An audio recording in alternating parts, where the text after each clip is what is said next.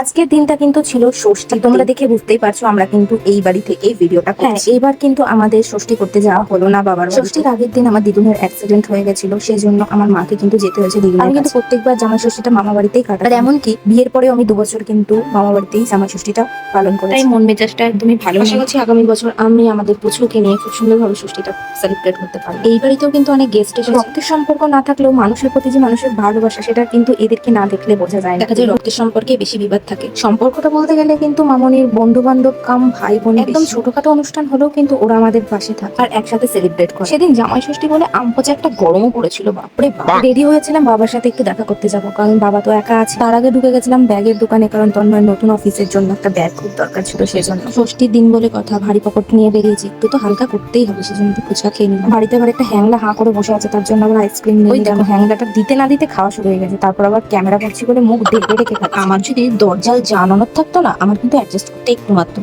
কারণ বাড়িতে তো তার থেকে দুকাটি উপরে একটা মানুষের সাথে আমাদের থাকতে হতো, তাই না? বাড়ি ফেরার কথা আবার এই গ্যাংটার পাল্লায় পড়েছিলাম, ভেবেছে হয়তো আমাদেরকে চোখ বাবা কাছে যাওয়া মাত্র নিজেরাই ভয় পালাচ্ছে। প্রত্যেকবার দেখতাম মাদেরকে নিরামিষ এরকম খাবার খেতেই ষষ্ঠী, আর মনে মনে ভেবেছি আমরা তো ভালো মন্দ খাচ্ছি, মারা কি করে। পরের সাথে সাথে প্রত্যেকবার কিন্তু খাসির মাংস ভালো মন্দ এসব দিয়েই ষষ্ঠীটা খাবার। এবার হাড়ে হাড়ে বুঝতে পারছি একটা সন্তানের জন্য মাদেরকে কত কিছু ত্যাগ করতে হয়।